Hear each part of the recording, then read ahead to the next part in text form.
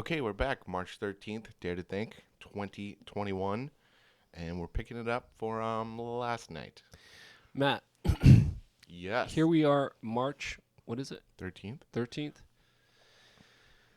How do you feel like 2021 has gone so far? From New Year's, you're setting off fireworks, I don't know what you did on New Year's, but however you celebrated New Year's, maybe you went to bed at 7 p.m., I don't know, but Probably between 10. between January 1st, 2021 till now, how do you feel like this year is going so far? I'm pretty happy with it. I mean, I try to always be optimistic, but considering the fact that Joe Biden is, I guess, technically in the office of presidency, I didn't expect that. I really didn't. So that's been a shocker. What are your thoughts and feelings on Joe Biden being the sitting president of the United States? 'Cause Oh, I think it's kind of sad. it is. He's just being used. I think it's literally, I it's mean, just he sad. should be in a retirement home taking naps or something, not running the most powerful country on the planet. Or I don't actually really think he's running it. I mean, he's just a puppet for the people behind him. Well, let's talk But about that. He's a sh- puppet for who? I think the globalists. I mean, I think the plan was to put Kamala in. They're gonna say that Really? he's. She's just another puppet, Yeah, they both are. But but she can actually not, she can she's read not off a senile teleprompter. though. Right, right, Yeah. right. Yeah. All right, so talk to me about it. Let's get our thoughts and feelings out on the matter, because there's a lot to it. There's the whole election business. There's who they are as people. There's the agenda. There's are they really calling the shots? Like, just talk to me about it. Yeah, that's loaded. That's a lot of topics. But Okay.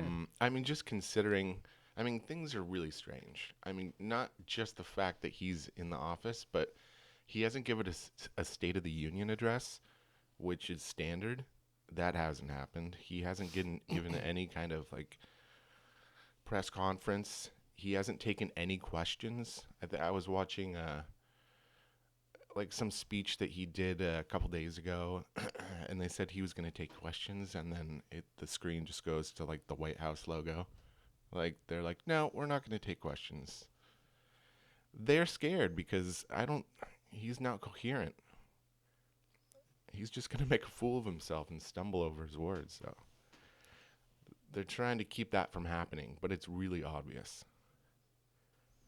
Maybe we talked about this before. I think we did, but I heard that Joe Biden, like the story is, or the math is, that he received more popular votes than Barack Obama.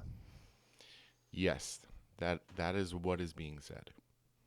I think it's ridiculous, but I think most people know that's false. I mean, even the people that voted for him, I don't think believe that he has more votes than Obama. Well, doesn't that make you really wonder about the fantasy world that Or I the integrity of the election. well, I kind of almost feel like there's the reality that we're actually living in, and then there's this make believe world that comes through the screens. Oh yeah, So which one do people live in? I think a little of both. I mean, if we were to go out downtown and get a consensus and interview people, I think a lot of people, even if they, whether you're Democrat or Republican or left or right or liberal or conservative, I think most people would have their suspicions about Biden. Either that you know, he doesn't know where he is half the time, he's not coherent, he's probably got early onset dementia, or just the integrity of the election. The fact that he supposedly got more popular votes than Obama. I think most people kind of have a like feeling that something's up, no matter what side of the aisle you're on. But the TV screen is not going to tell you that, or they're going to make it look like the people who are questioning the official narrative are nuts. Which you just smear people if you don't like what they're saying. Why do you think it's so hard for people, Matt, to back away from the narrative and just look at things objectively? Because people believe the mainstream media, I mean, a lot. And if you're born into this world and that's the only thing that you know, and people live, say you're like 30 years old, 40 years old, and now somebody's saying, no, you got to question everything, you got to look at all the facts. People have egos and they don't want to admit they're wrong. They don't want to have to go back and like rewind their whole life and try to figure out, like, okay, what else did I believe that was completely false? You're saying that people are invested. Yeah, They're yeah, yeah. That's a invested in the great way to story, put it. and they have a choice.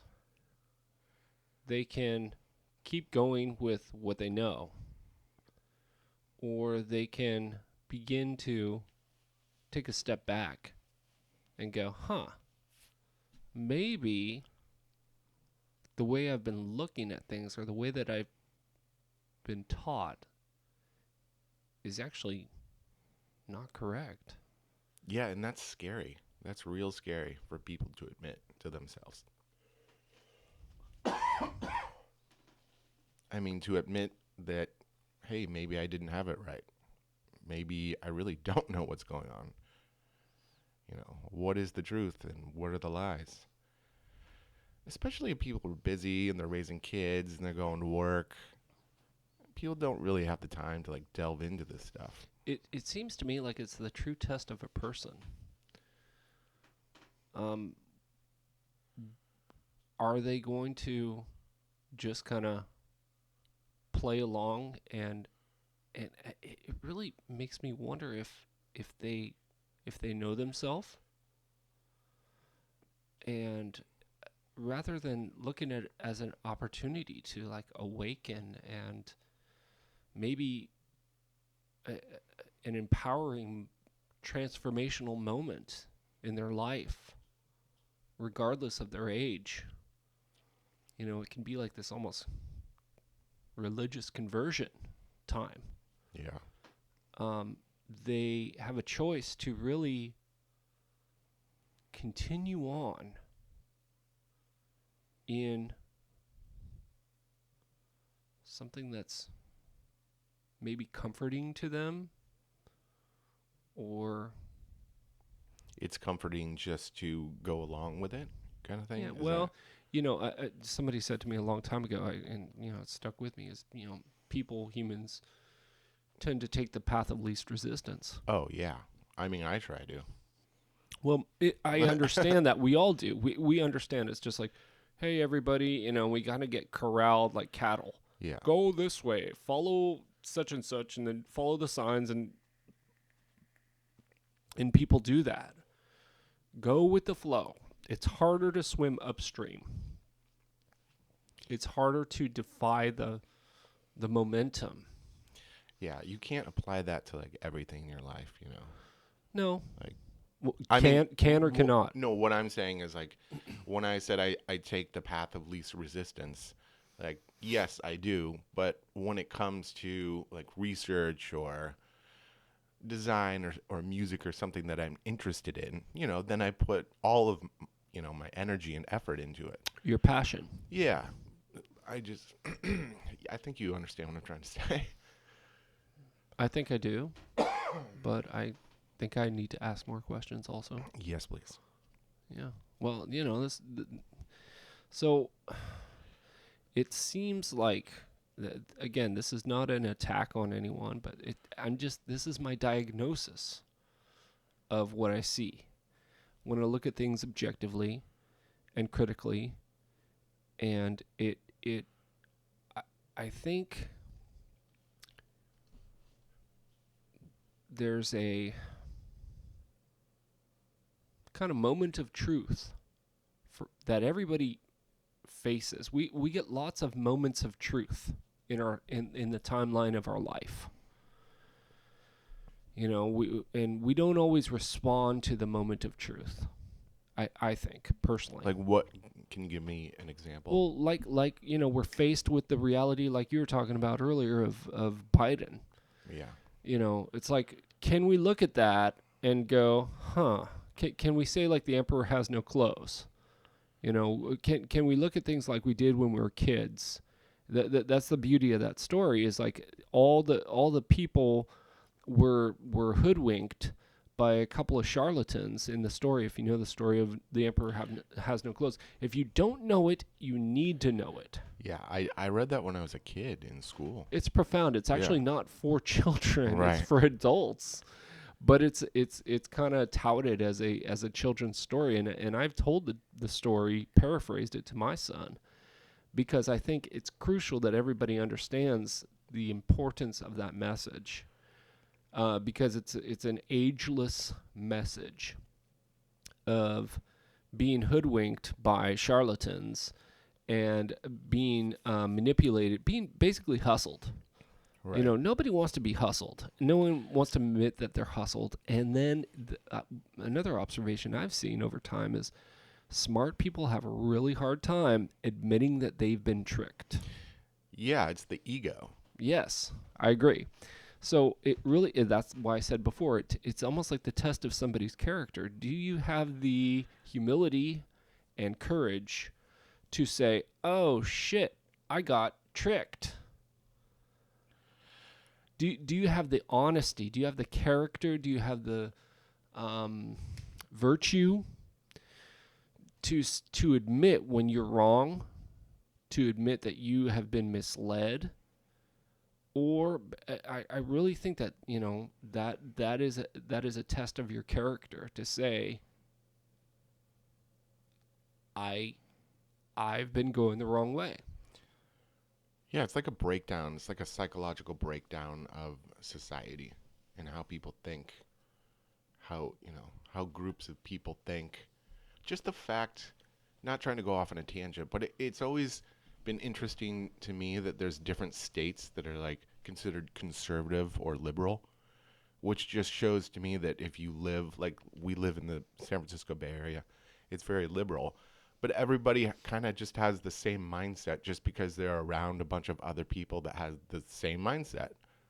It's just fascinating, the psychology of it, where it doesn't seem like anyone's really thinking critically for themselves, but just kind of goes along with like the normal consensus.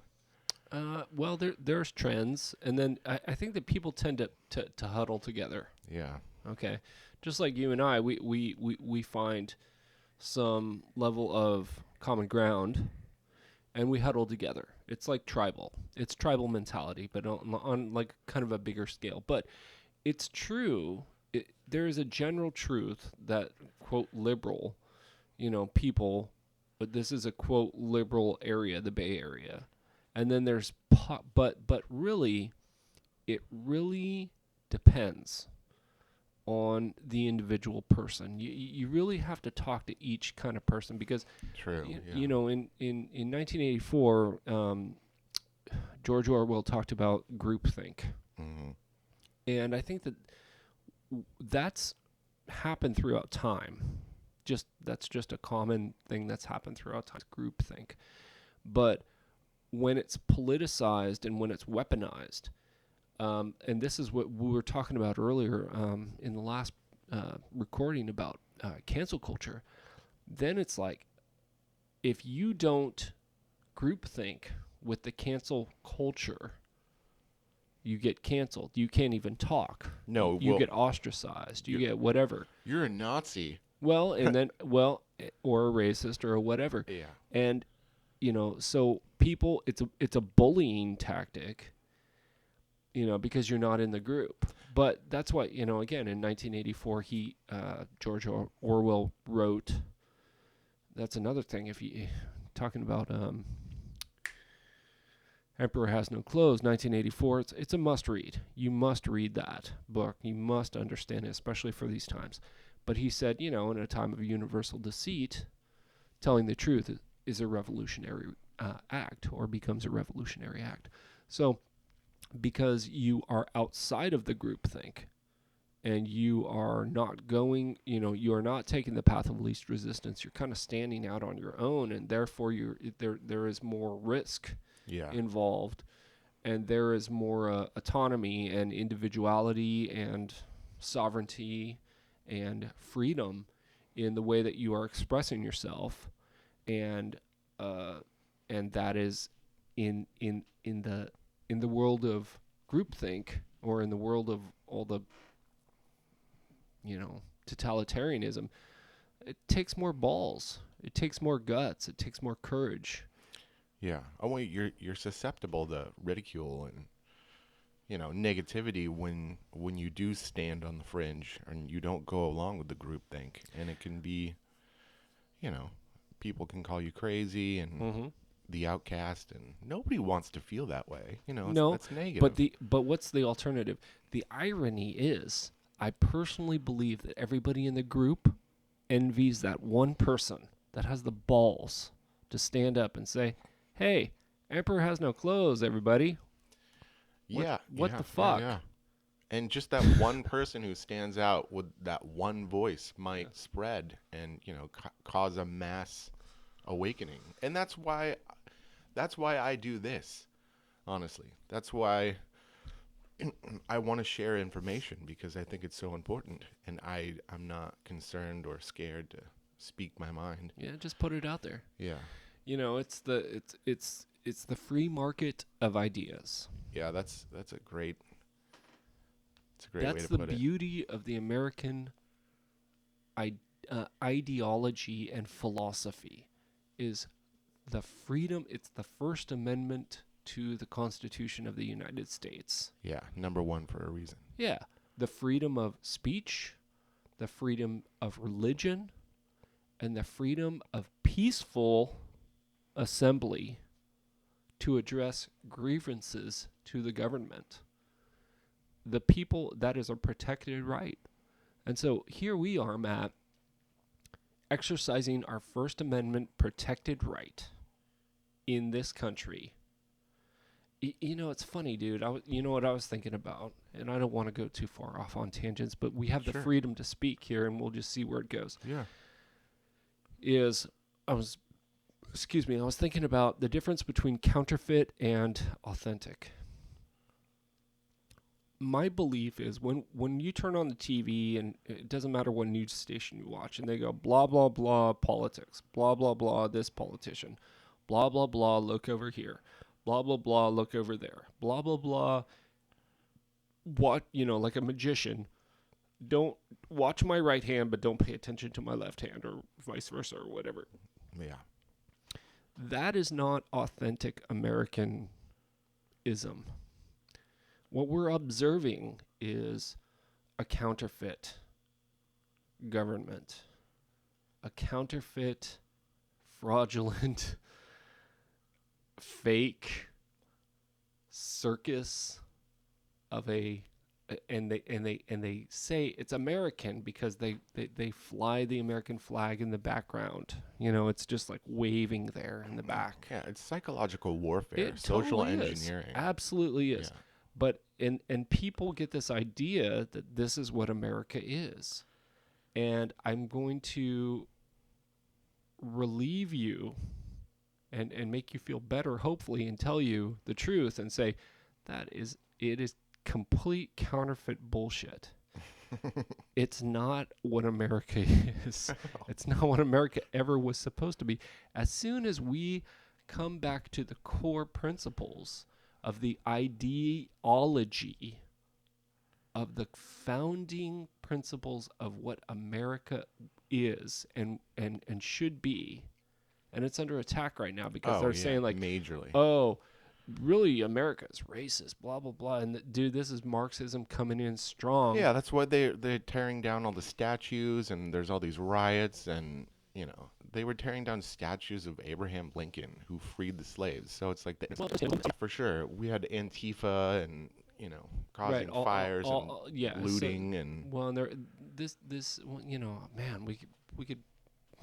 Which rabbit hole do you want to go down right now, Matt? Let me try to stay on track. Sure. The principles of America, like, they're under attack, and they're saying, like, well, but they were just started by white people and white people who owned slaves and blah blah blah. Okay, let's just pretend. And I'm not saying slavery is good. It's never been good. Slavery has existed in probably every culture of the world, Yes. including America. Yes. In our particular situation, it's never been good. I don't condone it. In our particular situation of America, people who had pale white skin, like ours, Matt. I burn in the sun. Yeah. Were the slave masters over people with much darker skin who came from a different country. But people of our skin color also played a major role in freeing those people who had the darker colored skin. That's true. The Civil War. Right. Well, and it wasn't just Abraham Lincoln, it was massive amounts of people. Yeah. The other truth about all of this, and none of this makes it right, but this is just the true story. This is the true story of the American slavery story, is that no European slave traders invaded Africa and rounded up all these people. I mean, maybe some of them did, but the other component of the story that's not often told is that it was other African tribes that were bigger and stronger that subdued the weaker African tribes and pimped them out and sold them to the Europeans. You could go through all the different countries of the world and look at, like, the Latino slavery story. You could look at the Asian slavery story. You could look at the European slavery story. Europeans over Europeans, Africans over Africans, Latin people over Latin people. It's not a matter of the race difference. No. All the time. But in our particular situation, that's how it looked. And that was a more obvious physical, visual.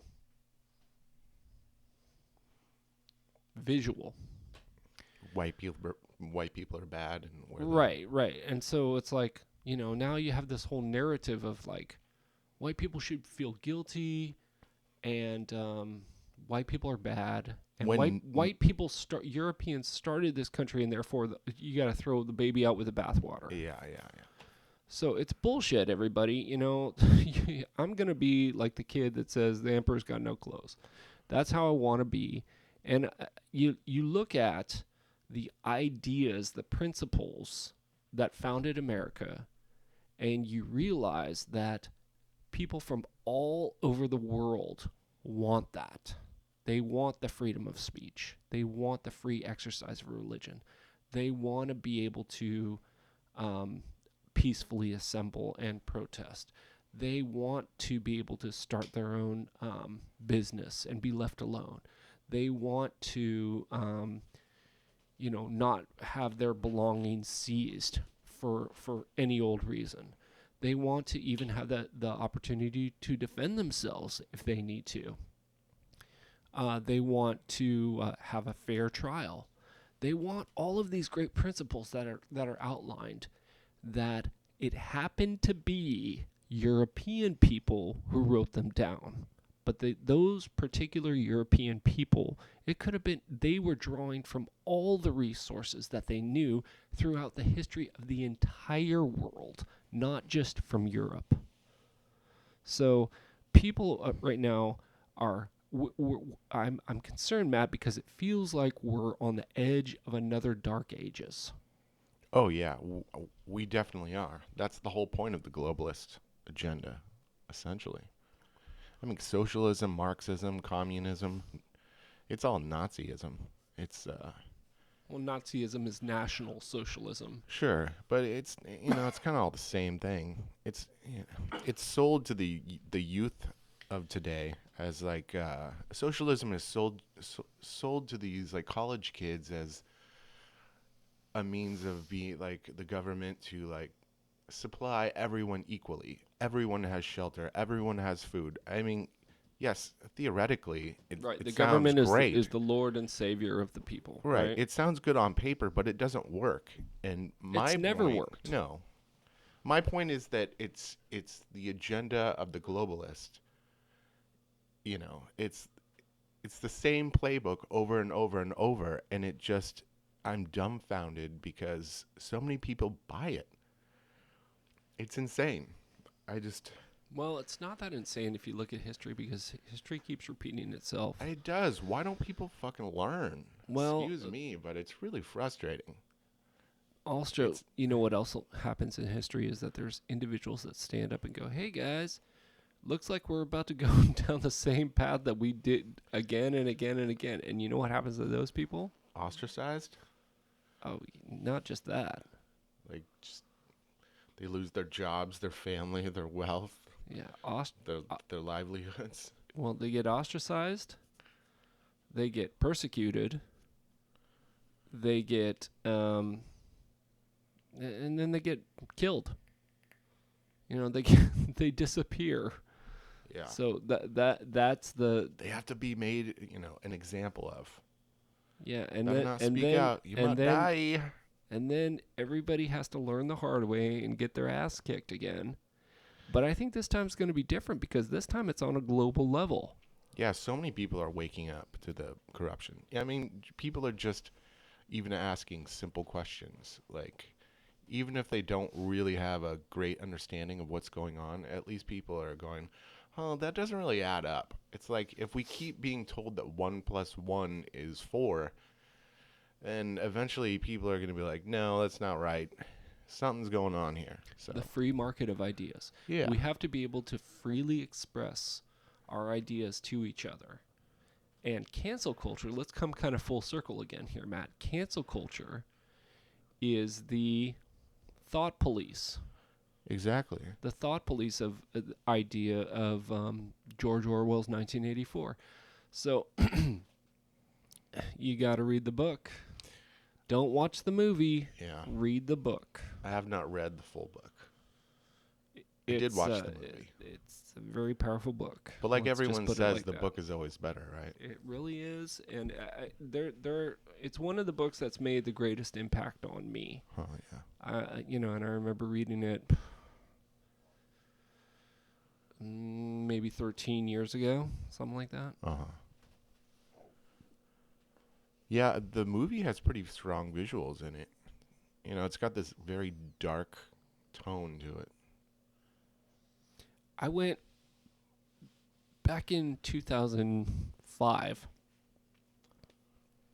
I went to Europe for the second time, and I had some friends that were living in Bosnia at the time, and I went and I visited there in Sarajevo. And one of my friends took me downtown, and he said, "Okay." He took me to this certain point at like Main Street or whatever you want to call it. It's just like the main drag. And he said, "Look that way." There was this one part in the street where it's like you look that way and you see how the architecture was. It was like it was influenced by Turkish architecture, and it was very Elegant. creative, elegant, and exotic looking, and because architecture is another form of art, how people build buildings. And then he said, "Okay," and I looked that way, and then he said, "Now look this way," and I looked left, and it was like all drab, block, plain, communist buildings. Yeah.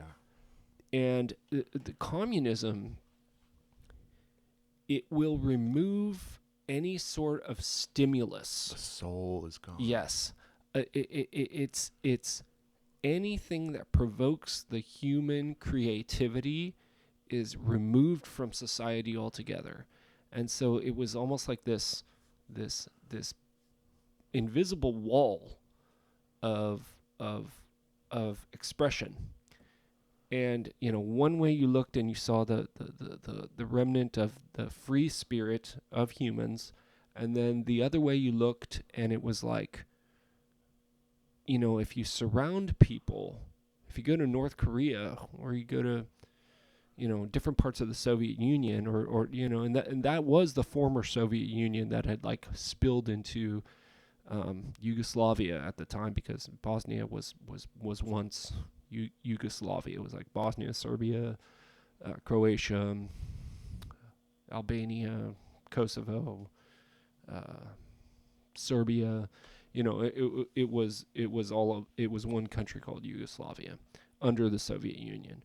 And so that was the influence of the Soviet expression, and it was absolutely devoid of. It was plain. It was soulless. It was, imagine living in that kind of psychological prison. It's almost like the Dark Ages that you just mentioned. Well, it is. And it's deliberate. And so now here we are. It's funny because it's like sometimes I'll see like these track homes go up, and I'm like, that's like the new communist buildings. None of those homes have an individual expression. They all look the same. They're painted the same color. They're boring. They have the same floor plan.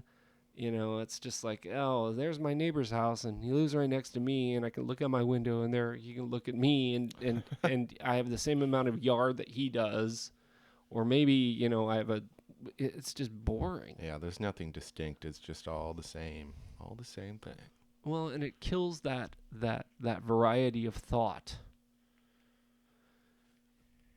and that's just one way how it works. When you are surrounded by the images plus the message, or the lack of message and the lack of information, it affects your psyche. Yeah, and I think negatively. That's the point. Yes. Just another form of psychological warfare and social engineering. Well, it's a as Bill Cooper put it, it's an open air mind control laboratory. Yeah, that's true. The whole planet is. It's still going on. It is. Yeah. I think we need a break here, Matt. Let's take a break. And we're back. Yeah, so break. we had literally like a 2-minute break. It was actually more like 2 hours of burritos and conversation and food and drink and good times. We missed a lot of good conversation, though. Well, that's okay, because what we can do is we can talk to our listeners now about some of the conclusions we reached and arrived to. But we'll see where it goes, because you never know what's going to happen once we start going. We left off with the whole idea of an open air mind control laboratory. Matthew, are we living in an open air mind control laboratory? Yes. And what is happening in the midst of this thing? I don't know. COVID? What does that mean?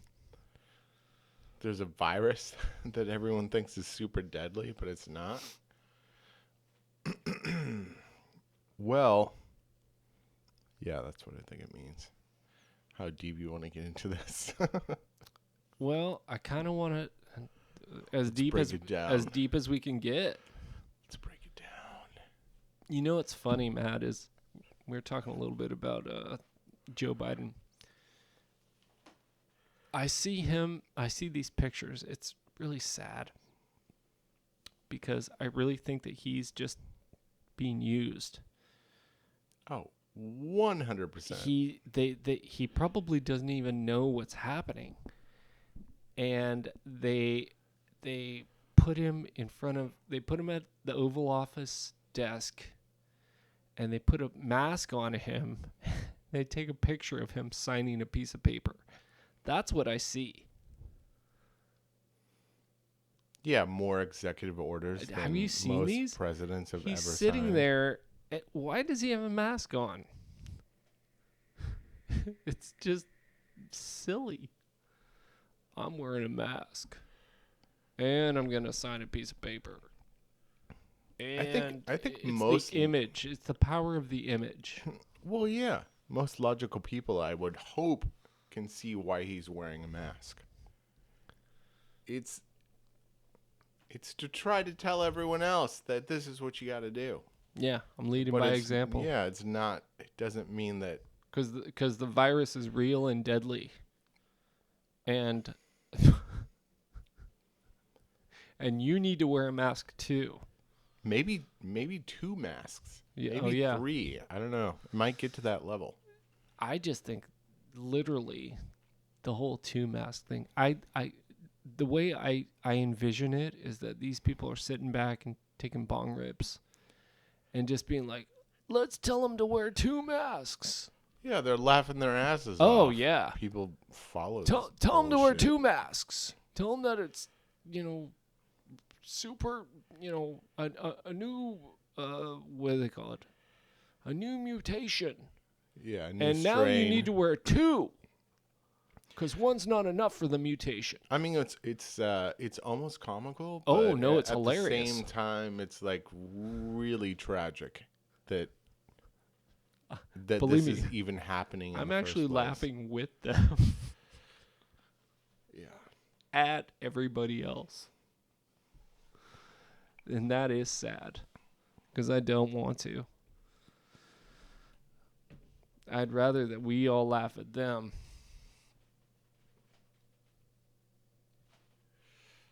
Well, But that's not how it's happening, is it, Matt? no, it's not. A lot of people are buying into this. I'm not saying it's not real. I'm not saying people aren't dying, but it's definitely not as contagious or deadly as the media portrays it. So one thing you're going to really like about the next, when you start listening to the guy who I was just telling you about. Yeah, tell me. No, I'm Alright, just going to tell you vaguely. Tell me. Is you're gonna like, because he brings up the whole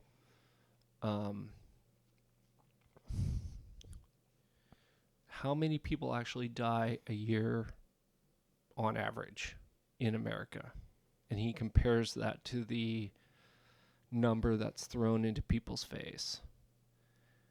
And then he breaks down from the CDC website the top 10 killers, the top 10 things that kill people every year, and the statistics. So it's something very interesting to look at. And then he talks all about, like, the whole, he calls it cooking the books of, the COVID numbers and how all of that has affected our perception of things. So it's cooking really the numbers when you say that, just cooking the books, skewing them, yeah, well, absolutely. manipulating them, Well, yeah, I mean, inflating them. all the information is out there for anybody to look at. See, here's the thing, and this is where it gets into the. Is it though? Is all the information out? You think? Well, it's accurate? enough information, I would say. Yeah. Enough information is out there for enough people to be like, let's examine this. Right. And for people to be skeptical. Absolutely. And then there's the whole, you can give all the information to people, and that doesn't mean that they're going to accept it, because they've already made up their mind to be afraid. They've already bought the narrative.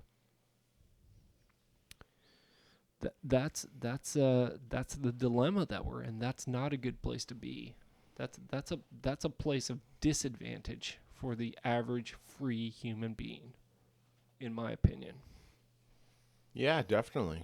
I mean, California is opening up, but Are I we? mean, well, I think restaurants are opening up. Are the schools open? I think some of them are. Your son's in school, right? Partially. So Restaurants are there's open. restrictions. Restaurants are open, like fully open. Like you can just go in there and you can just without a mask and you No, can probably not. no. And can you eat indoors?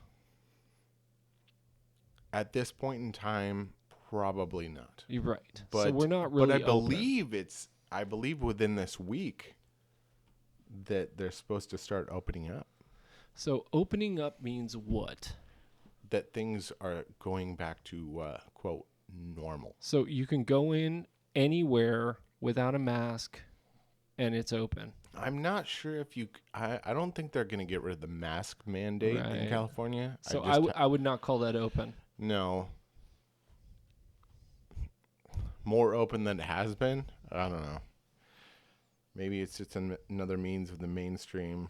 I'm not attacking you. Yeah, for sure. I'm not attacking anybody. No, I'm not offended.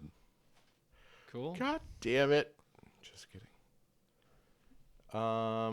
Yeah, I also think it could be, well, it probably is, the fact that Gavin Newsom is on the brink of being taken out of office. So he's trying to open things up because he's trying to save his own ass. Okay, so here's a Maybe? I question don't for you. know. What does open mean? Going back to normal. Which means what? Going back to the way life was before COVID ever entered the picture. So what did that look like? It meant everyone can go everywhere that they want. They can go to the restaurants. They can go to their stores. They're not mandated to wear a mask in a store. They're not What about the mandated movies? to. Can we go to the movies? I don't think not at this point. I don't think. Do we have to socially distant? Well, I mean maybe I never fucking socially distanced to begin with. So, Do we have to elbow bump I'm not trying to like use profanity here, but instead of shake people's hands? fuck that shit. I always want to shake people's hands. It always weirded me out when people I went to go shake certain people's hands and they just give me like the elbow. Right, the elbow bump. It was kind of like, it was a little bit offensive.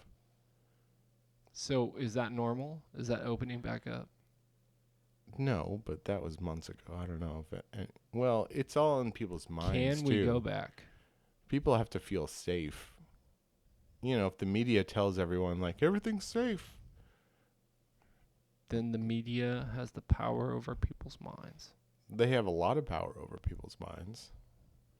I mean, it's not like anyone's. When they tell you it's okay, instead of you using your own five senses and mind to figure out if it's okay, then it's okay. When they tell you it's okay. So when they 6 different news channels tell you that it's okay to go out and you don't have to social distance and you don't have to wear the mask anymore, then maybe then a lot of people will go along with it. Everything's fine now. We will tell you when it's all right. Yeah. Even though your eyes and your mind has basically told you it's all right for 10 months. Yeah. But we'll tell you when it's okay. Don't listen to your head and your eyes. When we say it's okay, then it's okay. I mean, and then you can obey what we tell you. Is that the message? Is that it? Am I seeing this correctly? yeah, sure. Yeah, absolutely. That's very accurate. I mean, what else does the mainstream media do but tell you what to think and how to feel? Do you know these people personally? Do you know any of them? No. I don't know. To my knowledge, they're all on the East Coast. I never met any of them. But if they're masquerading as authority, I guess people just accept that. Yeah, the funny thing is that no one ever said that they are the authority, but people just look towards them as the authority because they're on TV. I feel like that's Well, it. that makes them authority, doesn't it? It does, but it's strange. It's like this psychological, it's Look, this dude, are you on TV? no. Then why should anybody listen to you? Great point. Are you on? Are you a? Are you in the club? Oh my goodness. That's I, a. Hey, look, you can laugh at me, but it's actually I funnier that mean, millions of people believe these dumbasses. That's what's funny to me. yeah, maybe I get more credibility for not being on TV I think, Matt, if you actually say something that's true, because people should listen to you, I don't think whether you're anyone on would let TV or me on not. TV. But Matt, if you behind a microphone in Santa Rosa, California, say something that's true, and then all the people on TV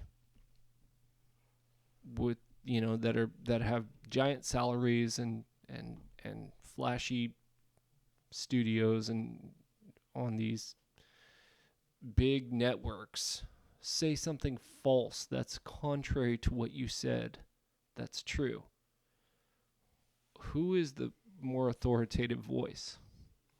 The person on TV because they have a bigger audience and they have No. Truth is truth. yeah, but if people don't want to analyze it or look into it or try to understand what you're saying or where you're coming from, then It's not a what's the matter of point? the person or the forum. It's the matter of the truth over lie. The truth is always a great. It is about the matter over truth over lie. Yeah. It is. I guess I would say to generalize things and to kind of sum things up that it's a giant control structure. Yeah. And that has many facets to delve into. It's very complicated. It's very detailed. It's got a lot of back history, but overall, we're living in a world of lies.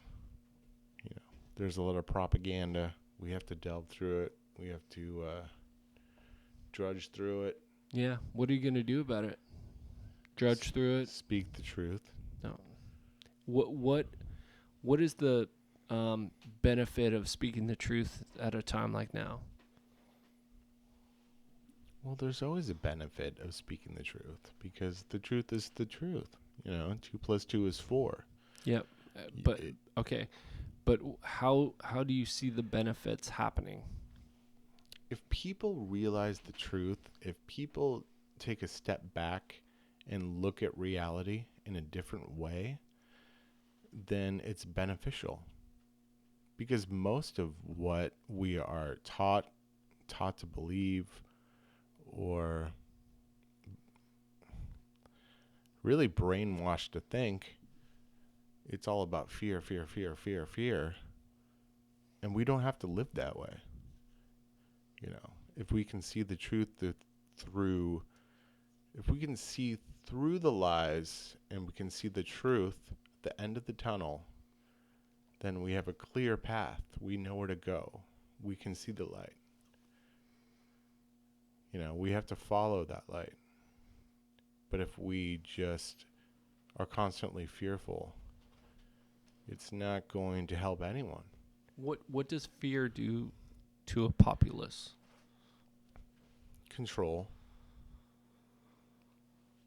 It just controls them when they're afraid. Yeah, I think fear ultimately is about control. You can manipulate a lot of people just by manipulating what they think and how they perceive reality. And that's very powerful.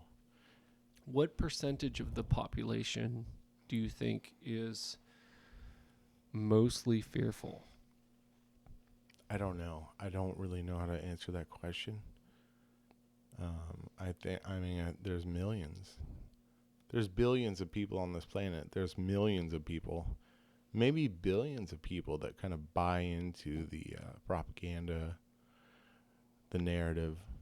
But, I'm also looking at this from my perspective of living in a Western civilization, So I don't have any experience, living in Africa Right. or any other kind of, country or society. So Mm-hmm. I can try. But I think ultimately it doesn't matter what continent you're on. It doesn't matter. We're all human beings. We're all on this planet. We can all relate to one another. We all need to be about love, and we all need to help one another. And just talking about truth and just trying to break things down. I'm not trying to say that I am any better than anyone else. I'm not trying to put my opinions on anyone else and force anyone to believe anything that I am saying. I'm just saying Yes, you are. I'm just kidding. we we have to look at things logically and rationally. Mm-hmm. We just have to break things down. We have to look at them in the most simplistic form possible. Um, and It, I, yeah. yeah. So, How does that help people to break it down and to look at things in a very simplistic form? well, understanding the world around you, I think, is imperative about, about being happy. Yeah. Because the narrative is always fear, fear, fear. If you don't allow the fear to penetrate you, and you can live your life and do what you want to do and be happy within yourself, I think that's what it's about. Here's a question.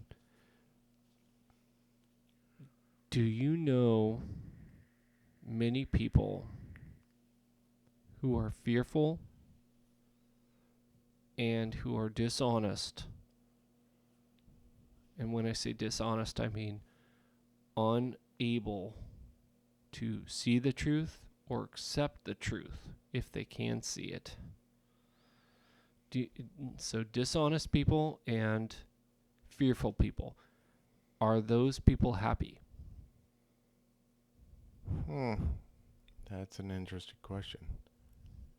Yes, I can see many people in my lives that would fit into that category, if you will. Um, are they happy? Do they have peace? I don't know. I don't know. I honestly don't know how to answer that. I would say probably not. And in my head, I'm just kind of thinking about social media because so many people want to talk about their points of view and their points of view is right and nothing else is correct, and they kind of want to preach and tell everyone else they're wrong. Are they happy? I don't know. Maybe the fact that they're on social media always spewing the fact that they're upset about this or that, maybe that in turn shows that they're not happy. But I don't know. All I know is that I'm not saying that I know the, well, I kind of have a inkling of the answer, but I kind of tend to think that happiness, fulfillment, peace, substance, those things just don't jive with fear and No, they don't mesh. dishonesty. It's like water and oil. How can you be dishonest and fearful and be fulfilled? Can you? Yeah, that's a great point. Can you be happy when you're dishonest and you are fearful? And that characterizes your life. So something, food for thought. I don't mind. You can hate me. I'm the messenger. But I'm going to deliver the message, and that's the question. I think having the conversation is the most important part. I don't mind challenging people, and you can hate me for challenging you, but I don't hate you. I'm just putting out a challenge. And the challenge can be for me, it could be for anybody. It could be an introspective question for myself that I pose to myself and that I pose to Matt and that I pose to anybody who's listening. Think about it. Can you be dishonest and fearful and fulfilled? I personally don't think that you can. It's a generalization, but I tend to think that those things are in conflict with each other. Fulfillment and fear? No. Fulfillment and dishonesty? No. And so it takes a more noble and courageous person to really do the self-examination and to put forth the effort, the bravery to look into those questions so that they can be healthy and stable. And remember that. Matt, your thoughts as we close? Yeah, it's a big topic. It's a very large topic. So we're going to have to pick up on this again. This is just round one, session one. But I think it's very important to understand the control structure, the mainstream media, the propaganda, the narrative being pushed.